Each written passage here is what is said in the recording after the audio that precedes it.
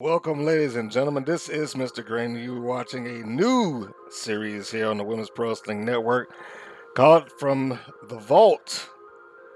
These are a collection of videos that, amazingly enough, I just found some laying around on hard drives. Some things were just lost, others were not used because of whatever reasons, didn't fit the video at the time, wasn't lit well, or whatever the case would be. So clearly, with that being the case, I don't imagine I have a bunch of stuff like this, but it'll be a limited series just for some things that, you know what, is to have it in the hard drive, you have it in your system.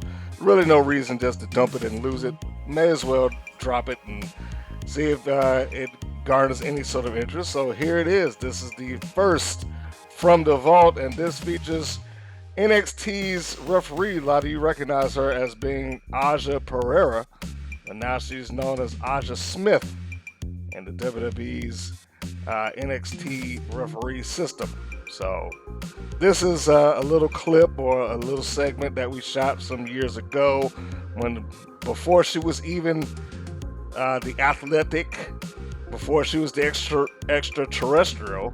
I think just at the tail end of her being Super Perera, for that matter. With a lot of that was her talking about how she came up with the Super Perera gimmick. But this is just a complete sidebar, which is why I left it out of the original video. But if you want to see the original video, of course, links will be in the video description somewhere where you can click and check it out.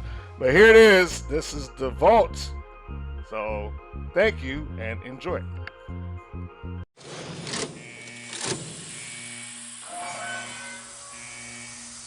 For the nerd going audience, and I say that with total affection,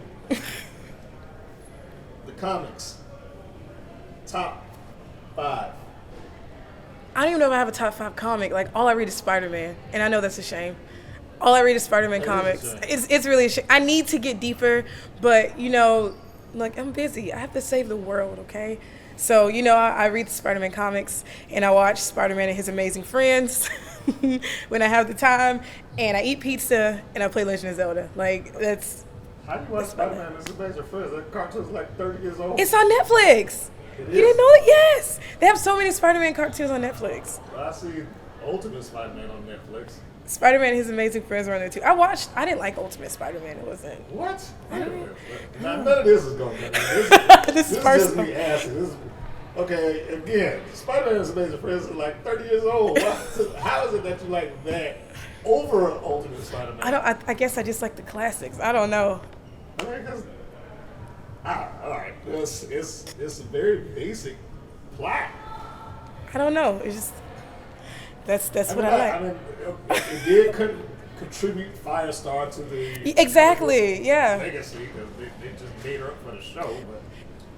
But all right. I like it. All right, don't judge me. No, not judging. I mean, it was good for the time that it released. I just as I've seen the other ones come about, like I said, I caught a couple episodes of Ultimate. It's like, yeah, this is pretty good. It's just, I don't know. It's almost too like real worldly for me. Okay, all right. Well, I get that. It is probably not set for one general age range. It has multiple. Yeah, to it, so. I like to just not think and just enjoy. But that one makes you kind of think and figure stuff out. Exactly. Okay. All right. That's fair enough. The bad guys are bad. The good guys are good. Exactly. There's no twists and turns. Nope. Like I said, man, that was just personal. No, I've gotten that too. They're like, what? Well, when you come up on comic books and cartoons like I have, those things matter. I'm sure yours runs way deeper than mine. Oh, I have tons of them. Tons of cartoons sitting in my hard drive, tons of comic books sitting in boxes. I just started, my collection is about, which is nothing, but it's like all Spider-Man. Oh, well, you have to expand that. I got to. It's just, I love Spider-Man so much. I can't delve. I started X-Men though, but I got that because the crossover the crossover comic with Spider-Man. That's the only reason why. And then I got into the Avengers because Spider-Man was on the Avengers. So it was like I'm slowly getting there, but it's through Spider-Man. Well, Spider-Man does weave an intricate web, no pun intended, that through the Marvel universe. So yeah, I can give you that. Okay, that's fair enough. It'll branch you off eventually. He has touched every major comic that Marvel. So I'll get there. It just takes some time. I think it's safe to say that you're a Marvel girl, not a DC girl. Oh yes. Oh no, Marvel all the freaking way. I can't. DC is just so depressing. Like, I don't know. To me, it's just so. It's so. Like Batman. Why your parents gotta be dead? Why? I mean, I understand Uncle Ben died, but like that motivated him. You just got okay. I'm gonna catch so much crap for this, but you got this guy who was already wealthy. His parents died. I get it. I understand. But then you go into more wealth, and then I'm bored, so I'm just gonna start saving the day. Nina's gonna kill me for this because Nina hates when I go in on Batman. But it's just DC just like. I feel like it's not as much thought. Like, you know, with Spider-Man, they weaved into it and they gave him so much like motivation and sorrow and to turn it into positivity. But Batman is saving the day with a chip on his shoulder. You know, like it's just be happy. Like if you want to do it, then do it. Don't. I hate Batman. I hate Batman. Let me stop because people are gonna be like, "Oh, Perera hates Batman. She sucks."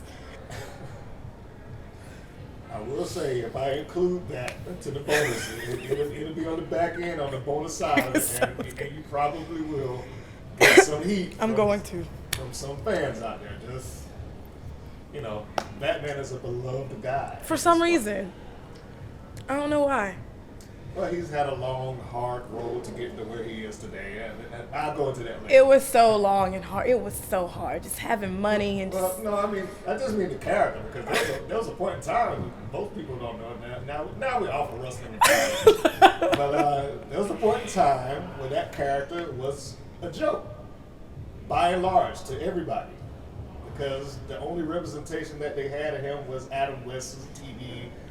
Oh, I didn't think about that. Yeah, no one takes that seriously. Nobody took it seriously. So anytime you had somebody say Batman, it's like, the Bam Pow Biff guy. Yeah. And, you know, all of his villains were jokes and everything. So you know what's sad though? I enjoyed that more than I enjoy. But of course I did.